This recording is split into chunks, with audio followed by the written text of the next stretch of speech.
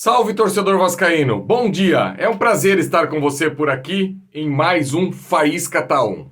E hoje, torcedor, quero trazer para você aqui aquilo que ficou do jogo da última quinta-feira entre Vasco e Madureira.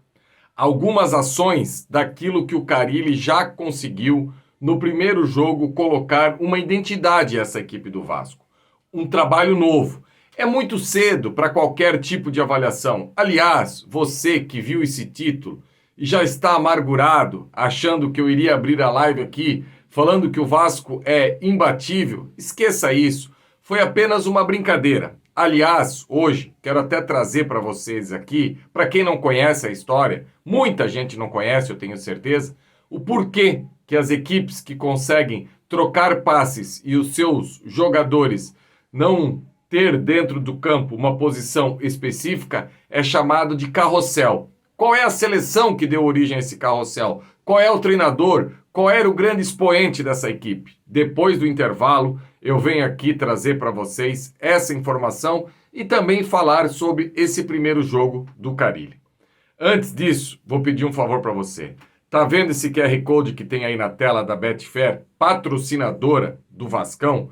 E uma casa séria. Aliás, você que ainda não fez o seu recadastramento na Betfair, por favor, faça. Esse QR Code que está aí na tela, escaneia, você pode se cadastrar ou então se recadastrar na Betfair. E olha que a Betfair está aí com uma promoção absurda. Teremos daqui a pouco um jogaço entre Manchester City e Chelsea. E a odd, que era de 1,14 para o Haaland acertar um chute no gol do Chelsea, passou para uma odd 2. Claro que é limitada aí em R$50. Só que mesmo assim, não é um gol, é um chute no gol. Então, não perca seu tempo, escaneie o QR Code da Betfair, procura essa odd lá que é uma promoção limitada a R$50, que eu tenho certeza que é muito difícil que essa odd não seja alcançada. Depois da vinheta eu volto, falando muito sobre esse primeiro jogo do Vasco do Carille, projetando o que precisa melhorar dessa equipe e não custa nada. Durante a vinheta, senta o dedão no like, compartilhe na sua rede social, porque like ajuda e ajuda muito. Se liga aí.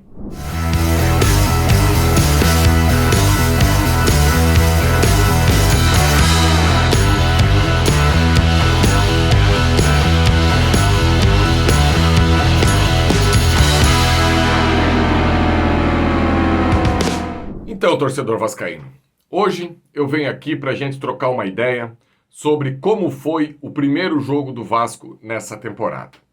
Todos nós tínhamos a curiosidade de ter o entendimento de como seria o início do trabalho do técnico Fábio Carille.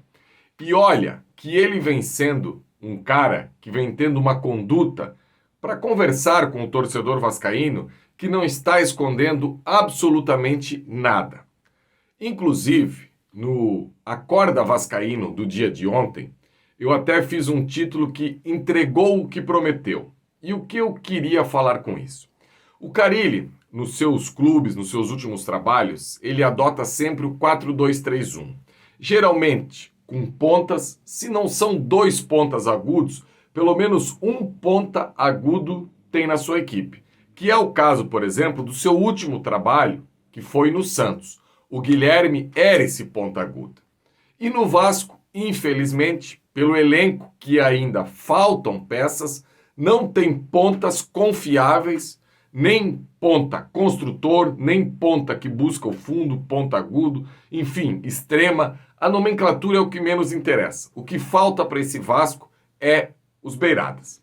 E desde a primeira coletiva do Carille, ele deixou claro que para esse início do trabalho, talvez ele teria a possibilidade de copiar a equipe que o Felipe montou nas 3 últimas rodadas do Campeonato Brasileiro do ano passado.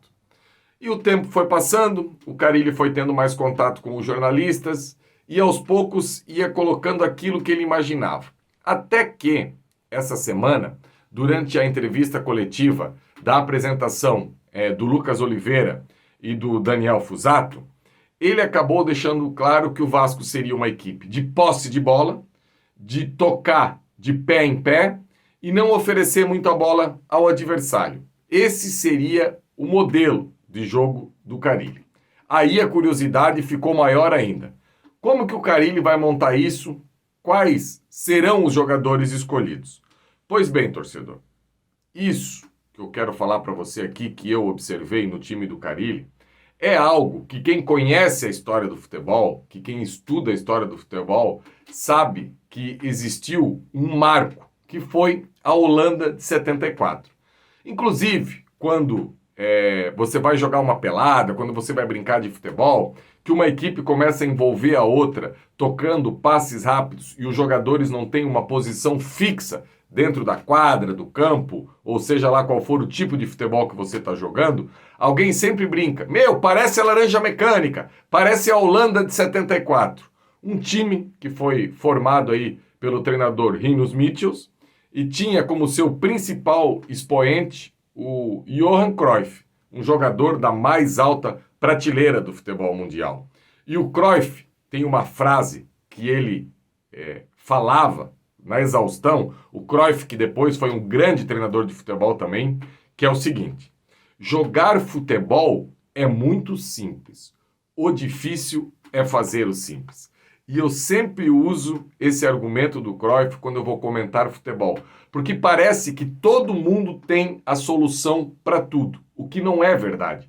O futebol é algo que é complexo, só que o quanto mais você conseguir deixar essa complexidade de fácil entendimento, as coisas vão andar.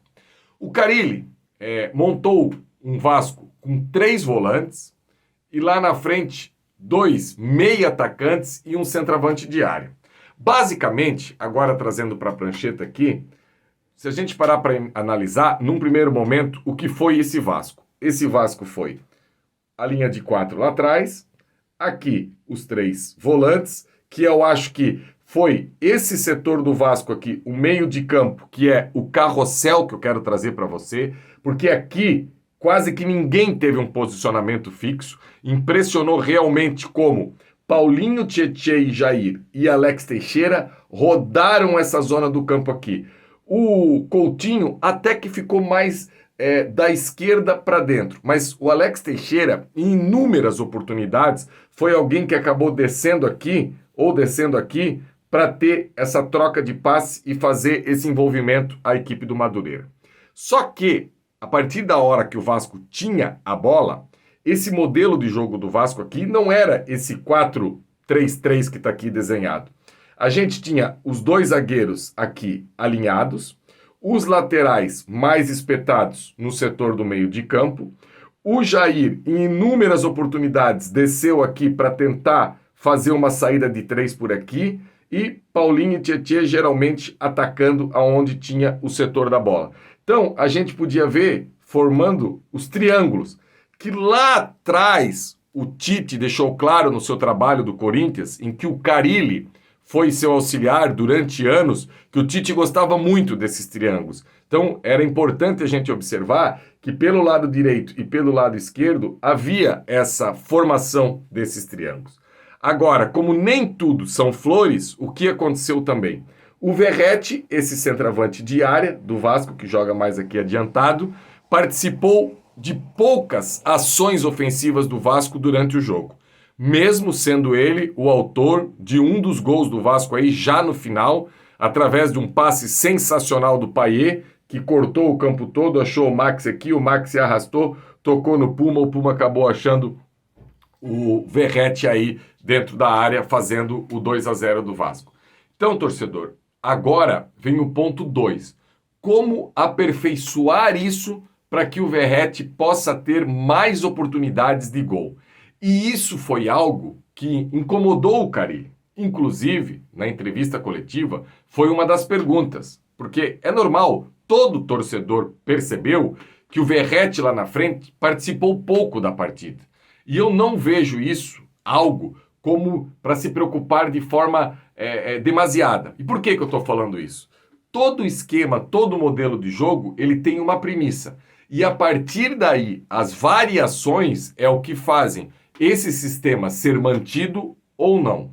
Agora, cabe ao Carille montar mecanismos para que o Vasco possa chegar numa zona do campo, que é essa zona aqui, dos dois lados, e eu acho que a maior tranquilidade para poder chegar aqui seria com os laterais, com o PH de um lado e com o Piton de outro, para que eles possam servir aqui o Verratti.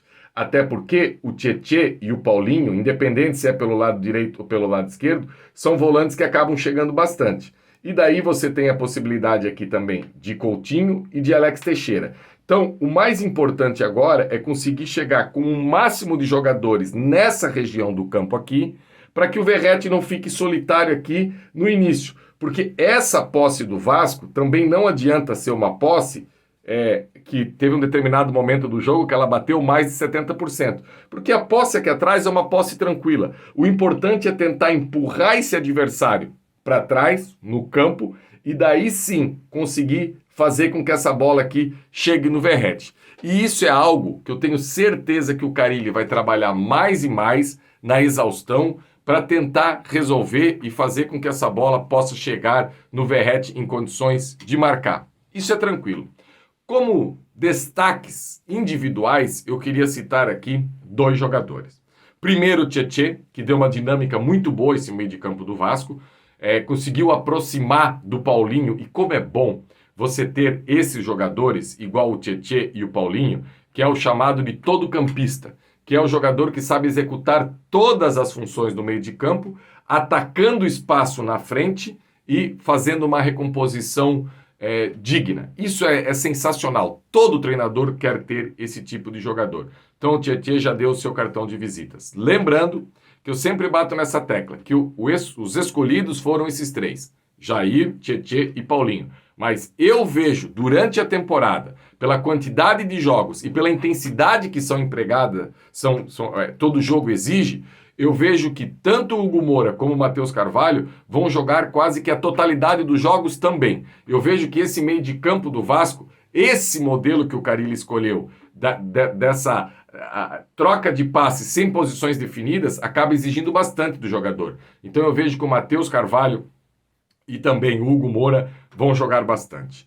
E outro jogador que me chamou muita atenção, aliás, você que acompanha meu trabalho aqui no Atenção Vascaínos e também lá na VMais sabe que eu estou falando isso desde o início, desde o seu anúncio e do anúncio do Maurício Lemos, que é o Lucas Oliveira. Em nenhum momento eu coloco o Lucas Oliveira abaixo do Maurício Lemos. Eu acredito que essa vaga está aberta e muito aberta pela titularidade do Vasco. Num primeiro jogo, com todas as observações sendo feitas pelo nível de adversário, tudo isso eu sei. Agora, aquilo que era para o Lucas Oliveira entregar, ele entregou, com um detalhe, com uma saída de bola melhor do que o João Vitor, ainda achando passes entre linhas, quebrando linhas, enfim, um zagueiro firme que eu acho que vai brigar e muito pela titularidade do Vasco nessa temporada de 2025.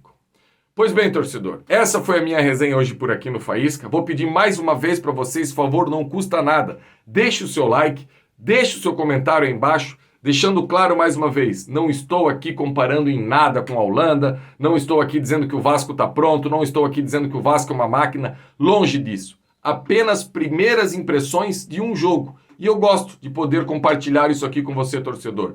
Talvez amanhã, no final da partida, o Vasco tenha feito uma partida completamente diferente e eu vou ter o prazer de compartilhar mais uma vez aqui com você. O que eu gostei hoje de poder trazer aqui é que o Carille se reinventou, mudou um modelo de jogo que é o que ele imagina num primeiro momento em relação aos jogadores que ele tem à disposição. E isso me agrada muito no trabalho de um treinador.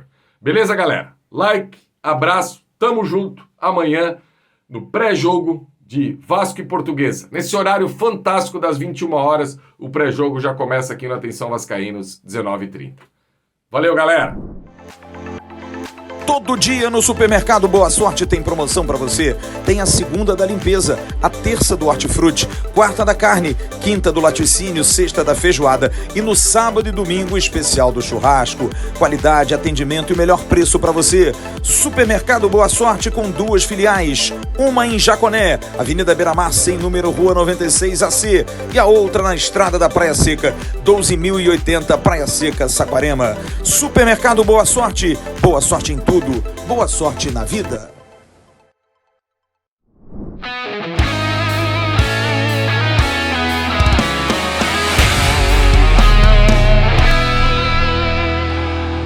Para Roberto Dinamite, sozinho, atenção, vai enfiar, gol!